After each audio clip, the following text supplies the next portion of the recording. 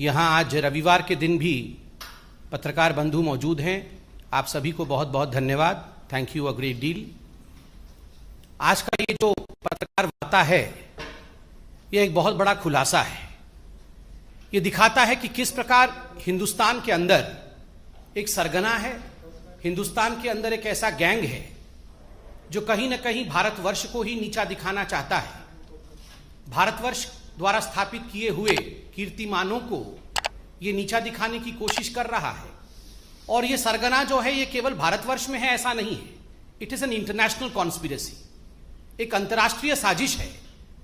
और बहुत सारे डॉट्स, बहुत सारे जो कैरेक्टर्स होते हैं वो भारत में भी हैं और भारत के बाहर भी हैं।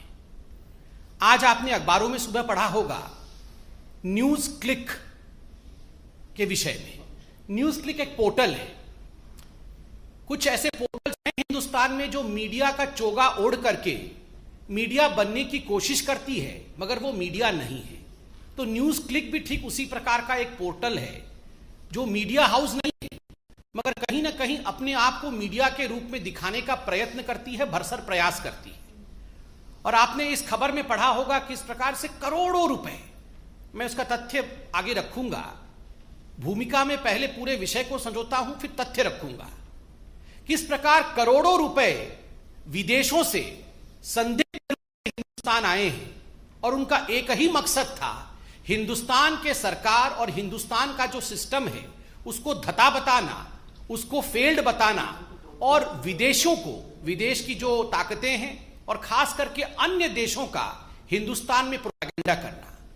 We have seen in this most important news article today as to how money trail in fact was there from foreign nations, as to how dubious characters were involved, and the only agenda of these so-called portals, and in this particular one, the portal called News Click, the only agenda is propaganda of a foreign nation and demeaning India's name. ये इस प्रकार का एक साजिश भारतवर्ष में चल रहा है।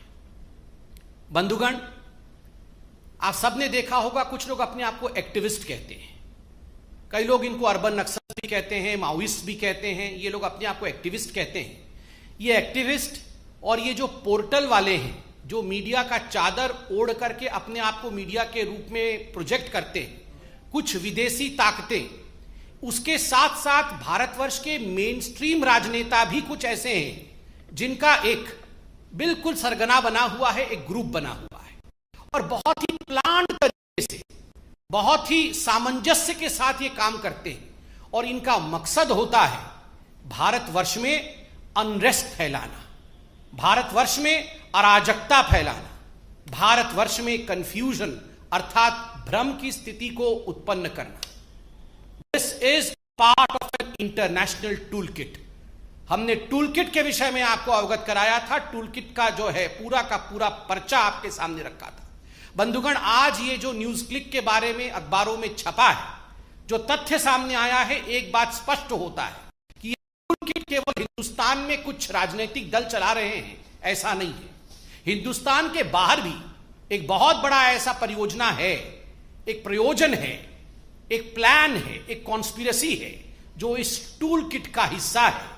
तो it would not be wrong two point out that apart from a domestic tool kit there is an existence of an international conspiracy in form of an international toolkit. आप सब ने देखा होगा कि जब भी हिंदुस्तान में कुछ अच्छा होता है, हमारी वैक्सीन नीति आप देख लीजिए, पूरे विश्व में हमारे वैक्सीन नीति को लेकर सराहना की गई, वैक्सीन मैत्री को लेकर सराहना की गई। किस प्रकार से हमने अपने देश में, इतने बड़े देश में 130 करोड़ जनता को हम वैक्सीनेट कर रहे हैं, उसमें भी किस प्रकार से हमारे देश को बदनाम किया जाए, हमारी वैक्सीन नीति को बदनाम की जाए, यह कुचेष्टा कुछ लोगों ने, कुछ संगठनों ने, कुछ संस्थाओं ने किया है और कुछ पोर्टल्स ने भी किया है। आज समझ में आता है ये किस प्रकार से हो रहा था, फॉरेन फंडिंग के माध्यम से हो रहा था। सेंट्रल विस्टा, ये उदाहरण मैं आपको दे रहा हूं बंधुगण कि किस प्रकार एक सोची समझी साजिश चल रही है। सेंट्रल विस्टा, जिसको लेकर सुप्रीम कोर्ट, हाई कोर्ट, हमारे माननीय कोर्ट ने कहा कि हमें किसी प्रकार की आपत्ति नहीं है, ये बहुत अच्छे प्रोजेक्ट्स हैं, इनको आगे बढ़ने चाहिए। मगर उसके बावजूद जिस प्रकार से कुछ लोगों ने जिद पकड़ करके in a stubborn manner they went ahead with their agenda of demeaning the Central Vista project, friends, today we realise it was only because of the fact that foreign funding and foreign conspiracy was playing. Farmer agitation, बंधुगण, प्रधानमंत्री नरेंद्र मोदी और हमारी सरकार farmers को अन्नदाता मानती है और अन्नदाताओं के साथ किसी प्रकार का अन्याय ना हो इसलिए हम आगे बढ़ते हैं, किंतु इस पवित्र रिश्ते को किस प्रकार से इसमें दरार डाला जाए इसमें भी साजिश की गई है।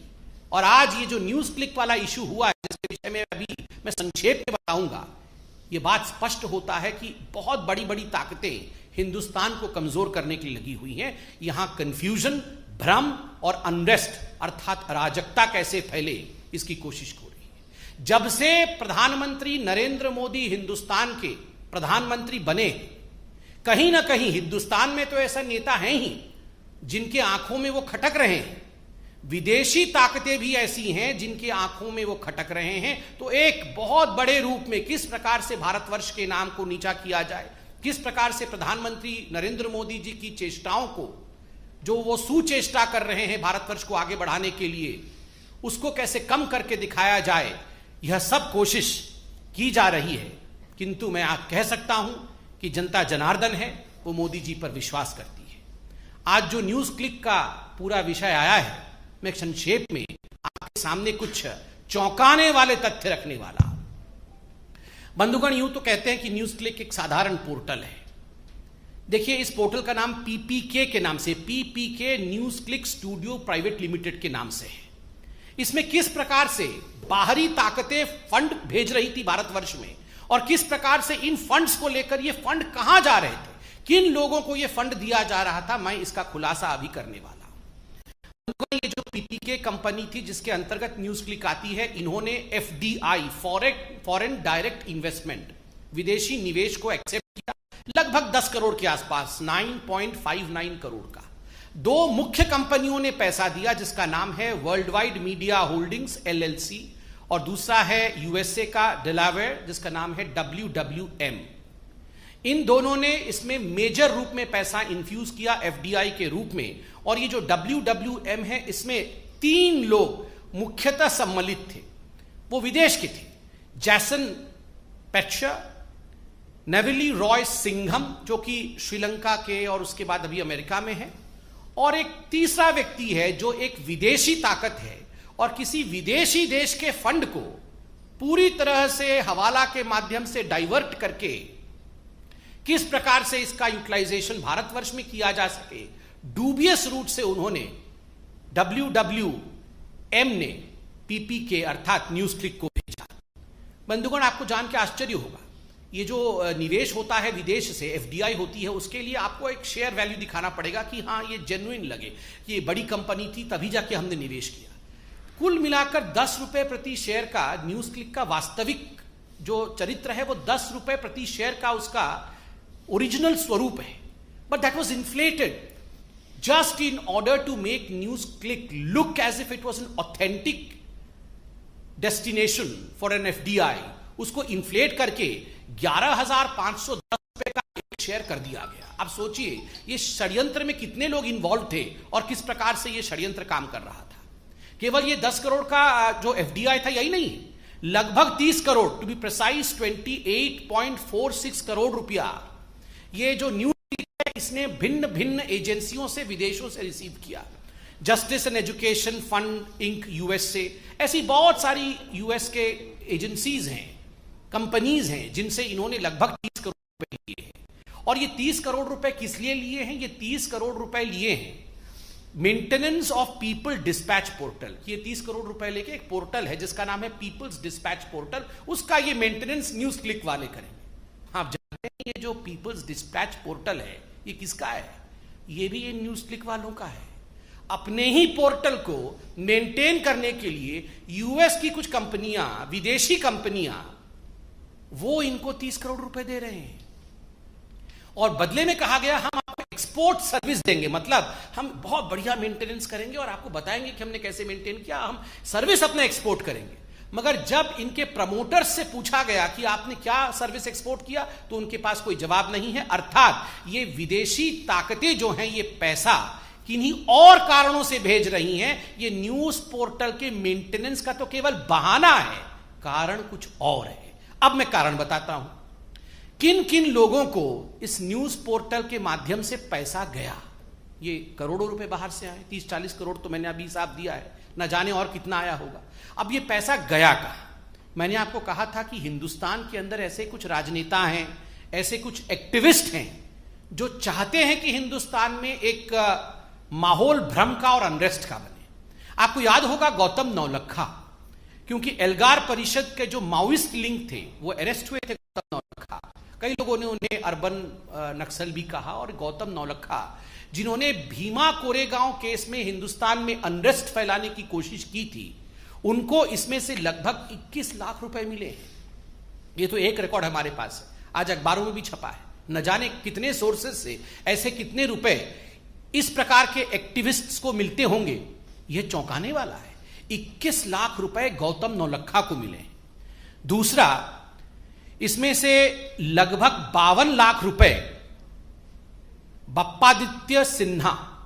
बप्पादित्य सिन्हा कौन है? बप्पा आदित्य सिन्हा है, ये एक बहुत प्रमुख व्यक्ति हैं, शेयर होल्डर भी हैं न्यूज क्लिक के, पीपीके के। मगर अगर राजनैतिक रूप से देखा जाए तो Sinha ji communist party of India के आईटी सेल के एक प्रमुख सदस्य हैं। कम्युनिस्ट पार्टी के आईटी सेल के एक प्रमुख सदस्य हैं मिस्टर सिन्हा, और उनको 52 लाख रुपए दिए गए थे पीपीके कंपनी द्वारा। खुद वो शेयर होल्डर भी है। और तो और हमें समझ में यह नहीं आ रहा है, 9वीं क्लास पढ़ा हुआ एक इलेक्ट्रीशियन है जोसेफ राज, जिनको 1.5 करोड़ से अधिक रुपए पीपीके ने दिया। क्यों दिया? ये सारा पैसा किसी के माध्यम से किसी और को दिया जा रहा है। क्यों दिया जा रहा है? देश में भ्रम फैलाने के लिए एक प्राइस टैग है, देश में कंफ्यूजन फैलाने के लिए एक प्राइस टैग है, दूसरे देशों का प्रोपेगेंडा करने के लिए एक प्राइस टैग है, मोदी जी को गाली देने के लिए एक प्राइस टैग है, हमारी सरकार को नीचा दिखाने के लिए एक प्राइस टैग है। असली किसानों के मुद्दे को अगर मोदी जी आगे बढ़ाते हैं, उसको किस प्रकार धता बता दिया जाए, उसके लिए एक प्राइस टैग है। सीएए पे किस प्रकार से रोड जाम कर देना है, अगर आप करने में सक्षम हैं तो एक प्राइस टैग है। जहां भी एंटी इंडिया कोई सेंटिमेंट हो, कोई नैरेटिव हो, उसको आगे बढ़ाने के लिए एक प्राइस टैग है। और यही साजिश विदेशी ताकतों के साथ मिलकर के एंटी इंडिया फोर्सेस कर रही है। आज बीजेपी सिर्फ अंत में इतना ही कहना चाहती है कि जीतेगा तो भारत ही, भले कितनी ये देश विद्रोही शक्तियां, देशद्रोही शक्तियां, एंटी इंडिया फोर्सेस चाहे कितना भी काम कर ले, कितनी भी षड्यंत्र कर ले, कितने भी विदेशी देशों से पैसा ले ले, मगर जीतेगा भारत ही, क्योंकि भारत की जनता बुद्धिमान है, समझदार है। इन सभी विषयों पर वो सोच समझकर अपनी कदम आगे बढ़ाती है। धन्यवाद बंधुओं, कोई प्रश्न हो तो अवश्य पूछें।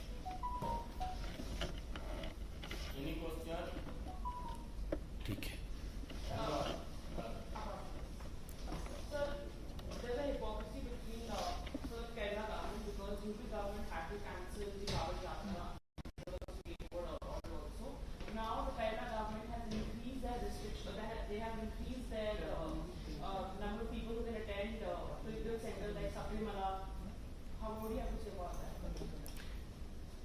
See, as far as COVID is concerned, it is a matter of concern.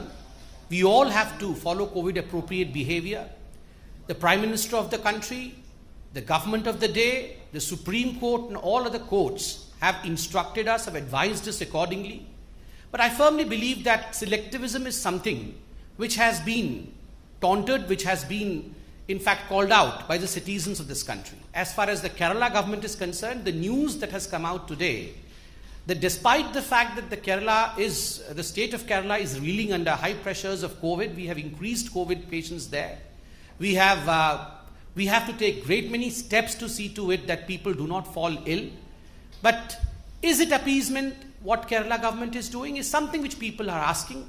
I firmly believe that the Kerala government would heed to all these advices and would see to it that the citizens of Kerala are protected.